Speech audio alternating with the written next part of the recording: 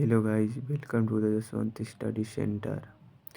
Collide वे पदार्थ जिनका जलीय विलयन चर्मपत्र या जंतु झिल्ली से आसानी से विस्मित नहीं होते हैं तो उसे कोलाइड कहते हैं। कोलाइड शब्द ग्रीक भाषा के दो शब्दों कोला प्लस एडास से मिलकर बना होता है, जिसे कोला का अर्थ गोंद तथा एडस का अर्थ समान होता है। उदाहरण जिलेटिन, प्रोटीन, स्टार्च तथा एल्यूमिनियम। कोलाइड विलयन कोलाइडल सॉल्यूशन वे विलयन जिनके कण वास्तविक विलयन के कणों से बड़े तथा निलंबन के कणों से छोटे होते हैं, अर्थात इनके कणों का आकार 1 नैनोमीटर से 100 नैनोमीटर होता है, तो ऐसे विलयन को कोलाइडी विलयन कहते हैं। और आगे आइए, आगे मैं आपको ये दिखाता हूँ। इसका उदाहरण हो जाएगा गोंद, जिलेटिन इत्यादि का जलीय विलयन।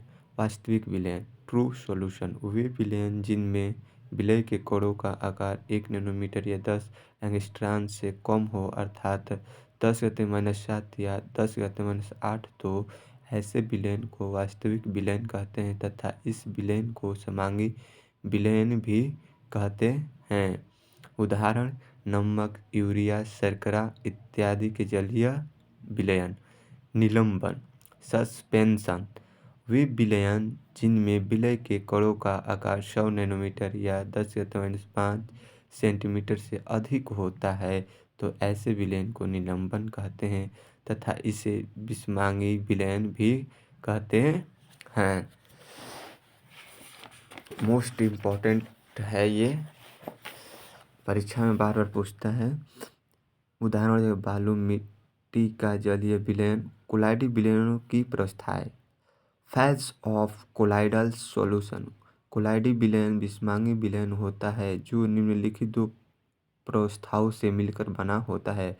प्रक्षिप्त प्रवस्था कोलाइडी विलयन में वह पदार्थ जो किसी अन्य पदार्थ से प्रक्षिप्त रहता है तो उसे हम प्रक्षिप्त या आंतरिक प्रवस्था कहते हैं। परिक्षेपण माध्यम वह माध्यम जिसमें प्रक्षिप्त प्रवस्था फैली रहती है उसे परिक्षेपण माध्यम कहते हैं। अब आते हैं अगला आपका हेडिंग द्रव स्नेही कोलाइड या द्रव रागी colloid. Very most important questions ये आपका पूछता है पेपर में हमेशा। द्रव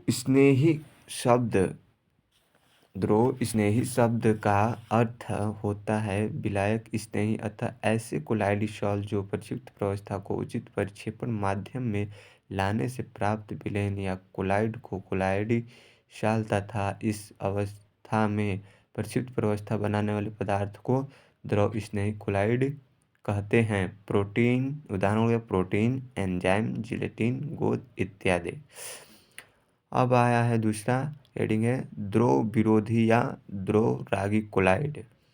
ऐसे सॉल जो केवल प्रक्षिप्त प्रवस्था को प्रक्षेपण माध्यम में मिलाने से नहीं बनते, तो ऐसे सॉल को द्रव रागी कोलाइड सॉल तथा इससे बने पदार्थ को द्रव विरोधी कहते हैं, जैसे H2O3 सॉल, FeOH3 सॉल इत्यादि। आते हैं अगले हेडिंग पे,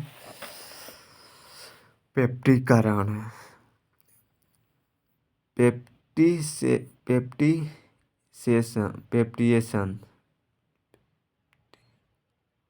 पेप्टिसेशन यह एक प्रकार की परिक्षेपण विधि होती है जिसमें किसी ताजे बने अवक्षेप में उपयुक्त विद्युत अपघट्य मिलाकर कोलाइडी विलयन बनाने की क्रिया को पेप्टीकरण कहते हैं।